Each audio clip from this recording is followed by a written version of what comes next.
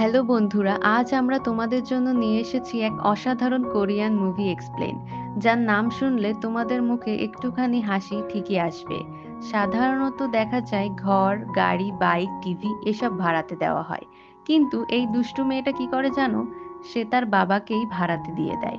বেচারি এমনটা কেন করে? এর ফলে তাদের পারিবারিক জীবন কিভাবে ওলটপালট হয়ে যায় আর কিভাবে তারা তাদের সমস্যার থেকে বেরিয়ে আসে, এসবই আমরা দেখতে চলেছি। আমার মতে এটি একটি 5 স্টার মুভি। তুমিও পুরো মুভিটা দেখলে তোমারও মনে হবে হ্যাঁ, সত্যিই 5 স্টার মুভি এটা। তাহলে দেরি কিসের, চলো শুরু করি মুভিটি। মুভির নাম ড্যাড ফর রেন্ট।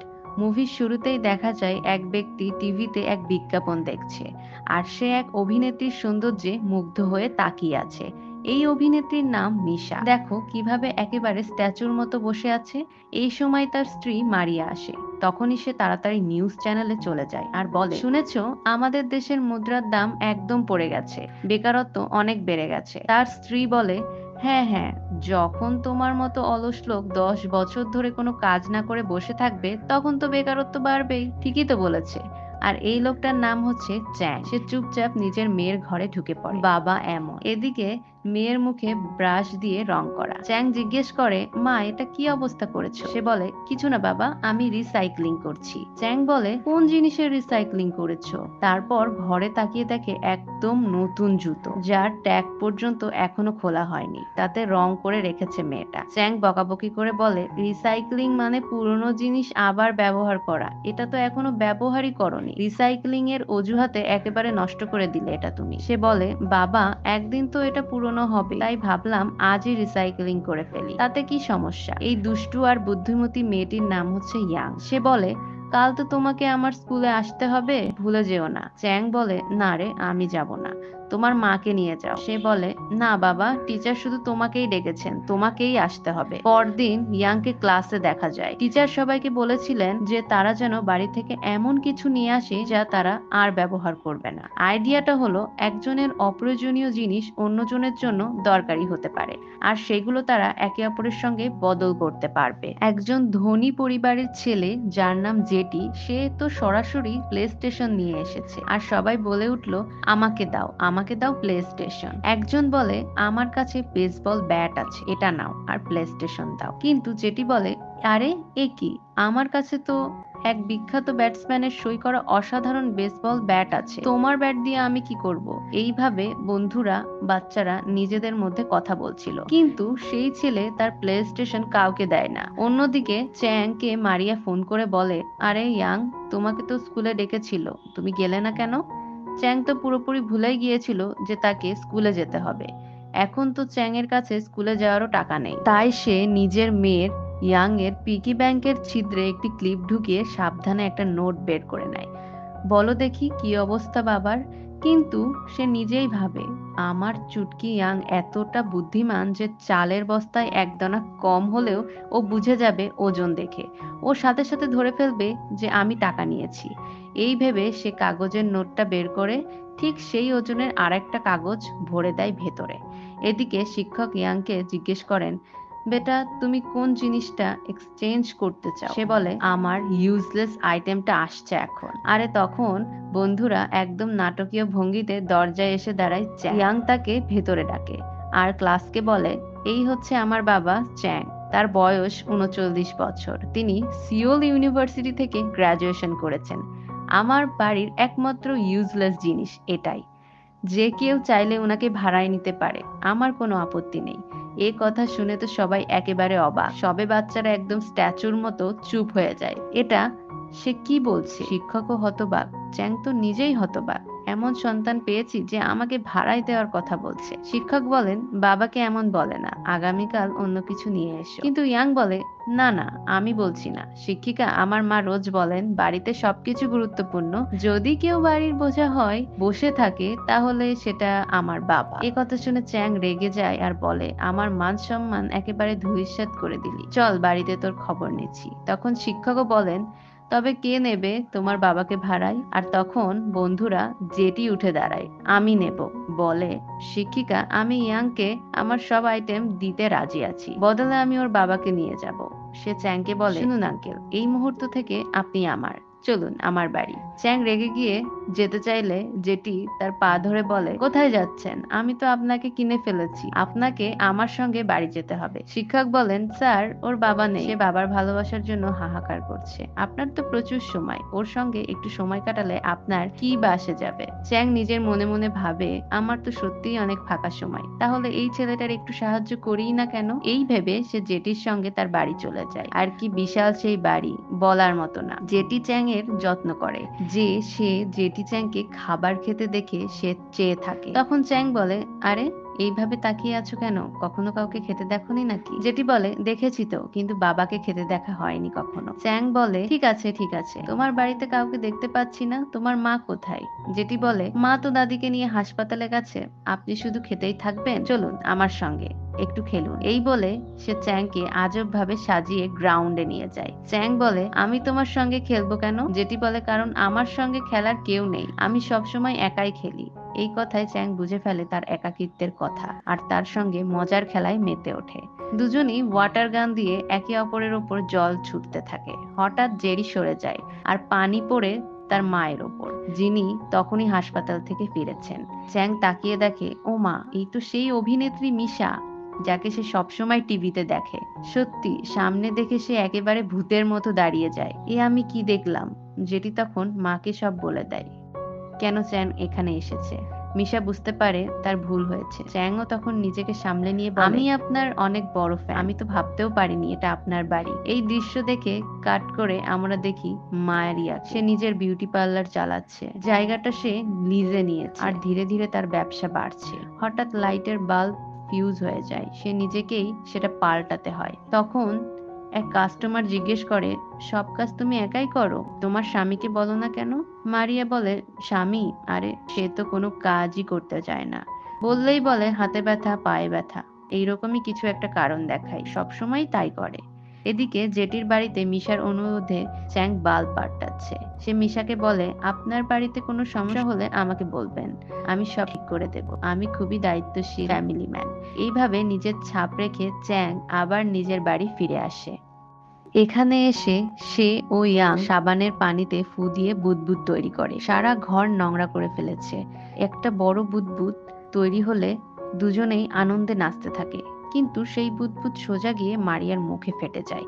সে তখনই কাজে ক্লান্ত, আর ঘরের এই দশা দেখে আরো রেগে যায়। সব পরিষ্কার আবার তাকেই করতে হবে, কারণ চ্যাং তো কিছুই করবে না। সে রেগে যেয়ে বলে, চ্যাং আর ইয়াং দুজনেই চুপচাপ, একটা শব্দ করলে বাড়িতে ভূমিকম্প হবে। পরদিন স্কুলের পর জেটি ইয়াংকে বলে, তোমার বাবা তো দারুণ, দেখো গতকাল আমার সঙ্গে কত মজা করলো। ইয়াং বলে, তোমার সঙ্গে তো ঠিকই খেলেছে, কিন্তু আমার সঙ্গে তো কখনোই খেলে না, উল্টো মায়ের বকাও আমাকেই শুনতে হয়। জেটি বলে, তুমি তাকে রোজ আমার কাছে রেন্টে দাও, আমার মা তোমার বাবাকে এই খামটা দিয়েছে। ইয়াং সেই খামটা খুলে দেখে ভেতরে অনেক টাকা। তার মুখে তখন বিজনেস আইডিয়ার হাসি। এদিকে চ্যাং বন্ধুর সাইবার ক্যাফেতে বসে মিশার ছবি দেখছে। বন্ধু বলে, তাকিয়ে আছিস কেন, তোর তো বাড়িতে বউ আছে। চ্যাং বলে, তুই কি জানিস সৌন্দর্য কি? আমি তো মিশাকে রিয়েল লাইফে দেখেছি, তার জন্য আমি কোটি কোটি ডলার খরচ করতে পারি। বন্ধু বলে, 2 মাস আগে তো আমার কাছ থেকে $50 ধার নিয়েছিলি, সেটা তো ফেরত দিসনি, মিশাকে কোটিপতি বানাবি? এইভাবে তাদের কথা শেষ হয়। চ্যাং বাড়ি ফিরে একটা কুইজ শোতে দেখতে থাকে, সব প্রশ্নের উত্তর দেয় সে। ইয়াং তখন রিমোট কেড়ে নিতে চায় কার্টুন দেখতে, কিন্তু চ্যাং রিমোট দেয় না। শেষে উপায় না দেখে ইয়াং জেটির দেওয়া সেই কভার চ্যাং এর হাতে দেয়। চ্যাং দেখে অনেক টাকা। সে জিজ্ঞেস করে, তুমি জেটির কাছ থেকে এত টাকা কেন নিলে? ইয়াং বলে, পাপা তুমি রাগ করছো কেন? তোমার তো খুশি হওয়া উচিত, ইতিহাসে এই প্রথম তুমি টাকা কামিয়েছ, উল্টো আমার উপর রাগ করছো। চ্যাং বলে, চুপ করো, অনেক কথা বলেছো, কাল আমি নিজে গিয়ে টাকাটা ফেরত দিয়ে আসবো। পরদিন সে মিশার বাড়িতে যায়, সেখানে মিশা তার শাশুড়ির সঙ্গে খেলছে। আসলে মিশার স্বামী মারা গেছেন, আর তার শাশুড়ি অসুস্থ, তিনি একেবারে শিশুর মতো আচরণ করে। জ্যাংকে দেখে সে বৃদ্ধা মহিলা মনে করে চ্যাংয়ের তার ছেলে। তিনি বলেন, বাবা তুই চলে এসেছিস, আমি তোকে খুব মিস করছিলাম। চ্যাং হাতে হ্যাঁ মিলিয়ে কথা বলতে শুরু করে, কারণ সে এক বৃদ্ধা মহিলার মন ভাঙতে চায় না। সে খুব ভালোভাবে মিশে যাওয়ার চেষ্টা করে। বৃদ্ধা চ্যাংকে বসিয়ে তার চুলে ক্লিপ লাগিয়ে দেয় এবং ডিস্কো লাগিয়ে দেয়। চ্যাংও হঠাৎ মেকআপ করতে শুরু করে এবং তারা দুজনেই ছোটদের মতো খেলা শুরু করে। এসব দেখে মিশা খুব খুশি হয় এবং চ্যাং এর প্রতি সম্মান আরো বেড়ে যায়। পরে চ্যাং মিশার কাছে টাকা ফেরত দিতে চায়, কিন্তু মিশা তাকে টাকা রাখতে বলে এবং বলে, তোমার আসতে আমার ছেলে খুব খুশি হয় আর আমার শাশুড়িও। এরপর চ্যাং এর কাছে একটি কল আসে, যাতে বলা হয় আমার একজন রেন্টে বাবার প্রয়োজন, আপনি কখন আসতে পারবেন। চ্যাং রেগে গিয়ে বলে, পাগল নাকি, ফোন রাখো, পুলিশে কল করব। তারপর একটা মেসেজও আসে, আমার বাবার দরকার, ভাড়া কত টাকা বলুন। চ্যাং বুঝতে পারে এটা কি হচ্ছে। সে বন্ধুর সাইবার ক্যাফে দিয়ে ইন্টারনেটে খোঁজ করে। সেখানে সে দেখতে পায় একটি পোস্ট যাতে লেখা, আপনি কি রেন্টে বাবা চান, এবং এই পোস্ট দিয়েছে চ্যাং এর মেয়ে ইয়াং। চ্যাং রেগে যায়, আমার সন্তান পাগল হয়ে গেছে। সে পরদিন ইয়াংকে রেস্টুরেন্টে ডেকে জিজ্ঞেস করে, তুমি কি করেছো, তুমি কিভাবে ভাবতে পারো তোমার বাবা অন্যদের বাবা হতে পারে, আমি শুধু তোমার বাবা। ইয়ং উত্তর দেয়, বাবা সবাই কিছু না কিছু কাজ করে, তুমি কখনো চাকরি করনি, এটাকে একটা ব্যবসা হিসেবে ভাবো, পয়সাও আসবে আর মায়ের বকাও শুনতে হবে না। সে চ্যাংকে একটা ঠিকানা দিয়ে বলে, এই ঠিকানায় যাও, একটু বাবার অভিনয় করো আর মাইনে নিয়ে চলে আসো। চ্যাং বাধ্য হয়ে রাজি হয়। সে যখন যায়, দেখে একটি মেয়ে মদ্যপান করছে। চ্যাং বলে, আমার মেয়ে ভুল করে পোস্টটা দিয়েছে, দয়া করে এড়িয়ে যান। কিন্তু মেয়েটি বলে, কিছু বলার দরকার নেই, শুধু একটু আমার কথা শুনুন। চ্যাং ভাবে সহজ কাজ আর বসে পড়ে। মেয়েটি বলে, আমি আপনাকে মিস করতাম বাবা, আপনি কেন আমাকে আর মাকে ফেলে চলে গিয়েছেন। তারপর হঠাৎ জল ছুঁড়ে দেয় চ্যাংয়ের মুখের ওপর এবং চেঁচিয়ে বলে, তুমি আমাদের অনেক কষ্ট দিয়েছো, তোমার জন্যই আমার মা আত্মহত্যা করেছিল, তোমার বাঁচার কোনো অধিকার নেই। এই বলে সে চ্যাংয়ের পেটে ছুরি মারে, কিন্তু পরে বোঝা যায় সেটা একটা ডামি ছুরি ছিল। জ্যাং ভাবে, এই পাগল মেয়েটার কারণে আমি তো প্রায় মরেই যাচ্ছিলাম। সে বাড়ি ফিরে যায় এবং পরদিন মেয়ে ইয়াংকে রেগে বলে, তুমি আমার মেয়ে না, তুমি আমার মৃত্যুদূত। ইয়ং আবার বলে, আমি খুশি বাবা, তুমি আমার কাজ শুরু করেছো। এরপর সে নতুন কাস্টমারের অ্যাড্রেস দেয়। এবার জ্যাং একটি স্কুল ছাত্রীর বাবা হতে যায়। সে গর্ভবতী। সে বলে, আমি এক ছেলের উপর ভরসা করেছিলাম, কিন্তু সে আমাকে ছেড়ে চলে গেছে, আমি একা হাসপাতালে যেতে পারি না। লোকেরা প্রশ্ন করবে, আপনি কি আমার বাবা সেজে আমার সঙ্গে যাবেন। চ্যাং দয়া করে রাজি হয়। এদিকে মারিয়ার সেলুনে তো তার পুরনো বস আসে এবং আবার চাকরির প্রস্তাব দেয়। মারিয়া বলে, না, আমি আমার নিজস্ব স্যালুন চালিয়েই খুশি। তারপর বাড়িওয়ালা এসে বলে, ভাড়া 5,000 থেকে $5,100 করেছি। মারিয়া চিন্তায় পড়ে যায়। সে চ্যাং এর উপর রেগে যায়।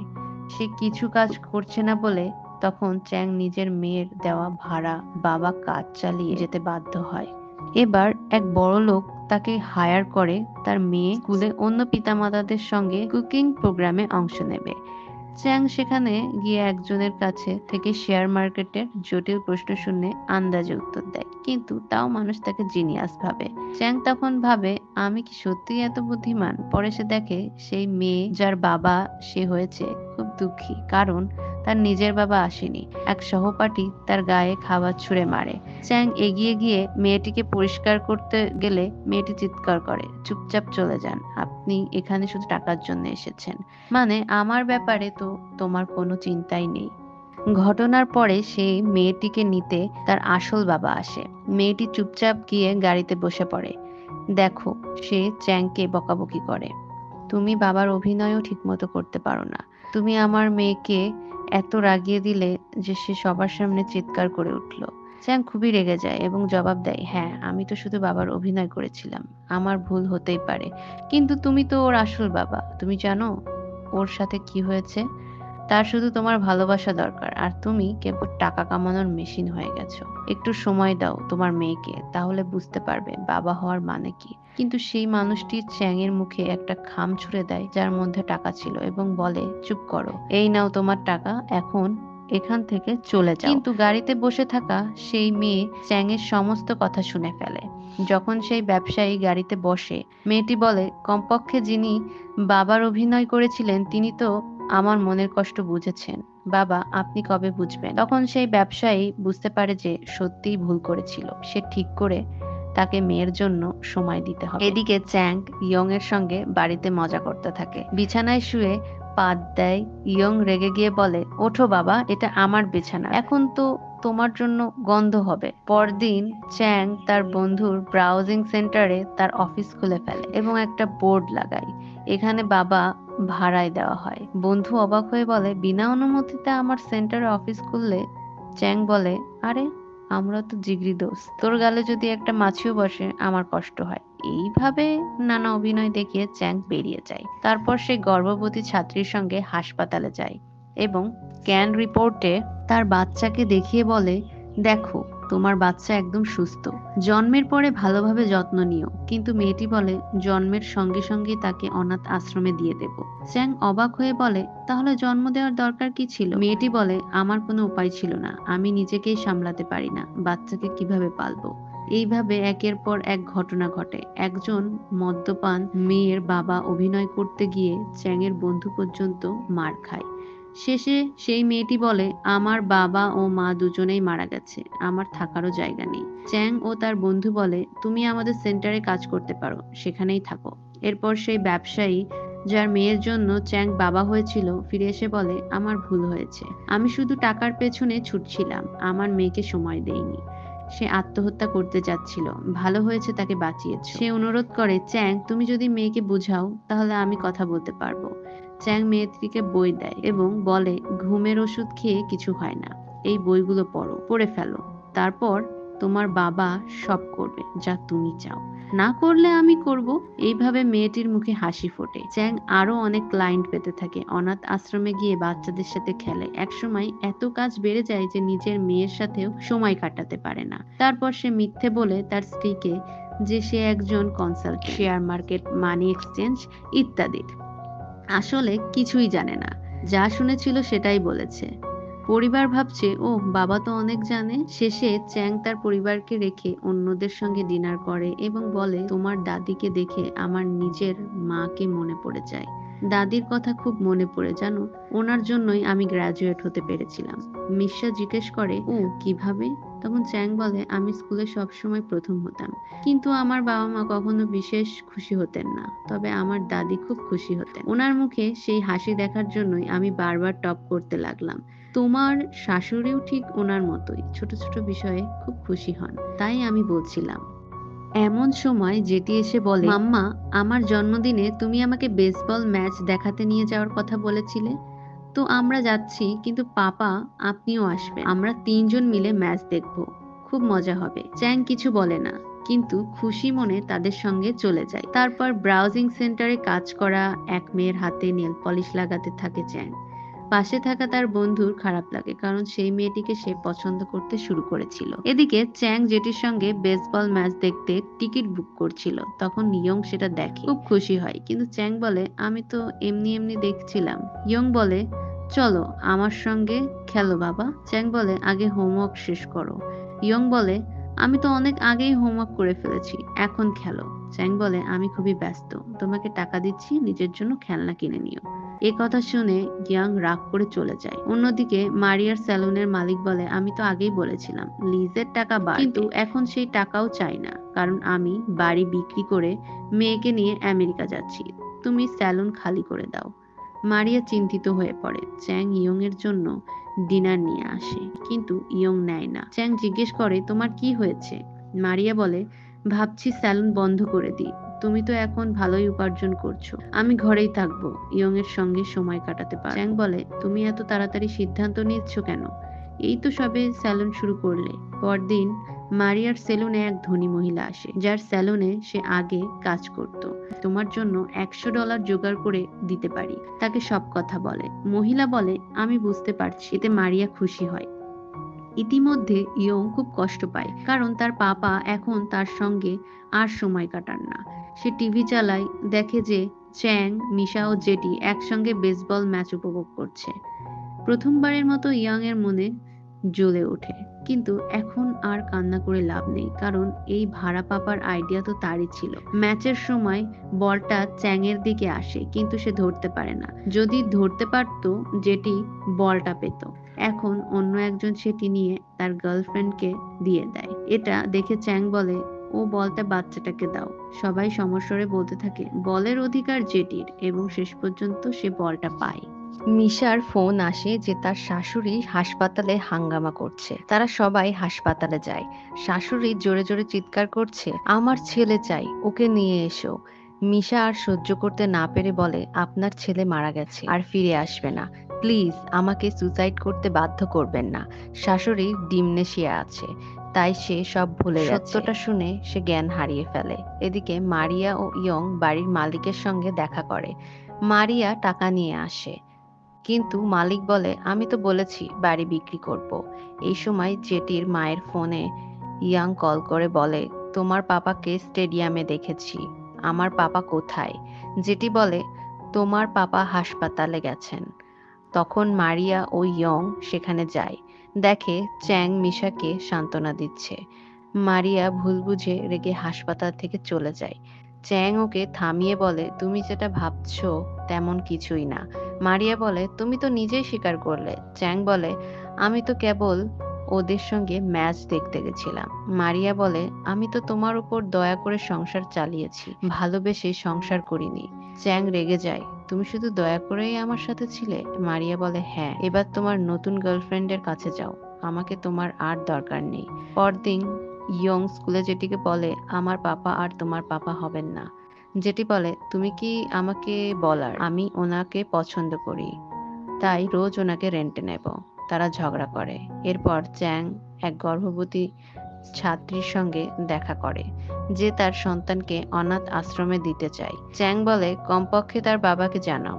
সে একটা ছবি দেখিয়ে বলে, এটাই ও, খুঁজে দিতে পারলে তারপর ভাববো। চ্যাং বলে, এটা আমার কাজ নয়। ছাত্রী বলে, আপনি তো আমার আসল বাবা না, তাই আমাকে নিয়ে ভাবার দরকার নেই। চ্যাং খুব খারাপ বোধ করে। স্কুলে ইয়ং আর জেটির ঝগড়ার কারণে তাদের পিতামাতাকে ডাকা হয়। মারিয়া ইয়ংকে বলে, জেটির কাছে ক্ষমা চাও। ইয়ং বলে, আমি কিছুতেই ক্ষমা চাইবো না। মারিয়া রেগে গিয়ে টেনে নিয়ে যায়। মিশা বলে, দয়া করে খারাপ বুঝবেন না, আমার শাশুড়ির ডিমনেশিয়া আছে, আর আপনার স্বামী তার জন্যই তার ছেলের অভিনয় করে। আমাদের মধ্যে আপনি যা ভাবছেন তেমন কিছুই নেই। এতে মারিয়া একটু শান্ত হয়। কিন্তু গল্প এখানেই শেষ নয়। এটা বলা হয়নি যে চ্যাং ভাড়ায় বাবা হয়ে ঘুরে বেড়াচ্ছে। আসলে এটা কথা বলি আপনাকে, চ্যাং টাকার জন্য মিশার বাড়ি যায় না, বরং মিশার শাশুড়ির সঙ্গে সময় কাটাতে ভালোবাসে, কারণ তিনি তাকে তার দাদির কথা মনে করিয়ে দেয়। এদিকে মারিয়া তাড়াতাড়ি ব্রাউজিং সেন্টারে যায়, কিন্তু সেখানে চ্যাং থাকে না। তখন সে দেখতে পায় সেখানে একটা বোর্ড টাঙানো আছে, যেখানে লেখা, এখানে ভাড়ায় বাবা পাওয়া যায়। তখন মারিয়ার কাছে সবকিছু পরিষ্কার হয়ে যায়। সে চ্যাংয়ের বন্ধুর দিকে রেগে তাকিয়ে চলে আসে। বাড়ি ফিরে সে ইয়ংকে জিজ্ঞেস করে, তুমি কি জানো এসব ব্যাপারে? মেয়ে বলে, সরি মাম্মা, বাবা তো এই কাজ করতে রাজি ছিল না, আমিই জোর করে রাজি করিয়েছি, এবং কাস্টমারও আমিই খুঁজে আনি। মারিয়া বলে, হে ভগবান, এটা কি পরিবার না সার্কাস? মেয়ে কাঁদছে, বাবা ভাড়ায় চলছে, একেবারে সর্বনাশ। এরপর দুজন মিলে চ্যাংকে খুঁজতে বের হয়। এদিকে চ্যাং ব্রাউজিং সেন্টারে ফিরে আসে এবং বলে, এই বাবার ব্যবসা আমি বন্ধ করছি, এই কাজের জন্য আমার পরিবার ভেঙে যাচ্ছে। বন্ধু বলে, তুমি যদি কাজ না করো তাহলে মারিয়ার সেলুন বন্ধ হয়ে যাবে।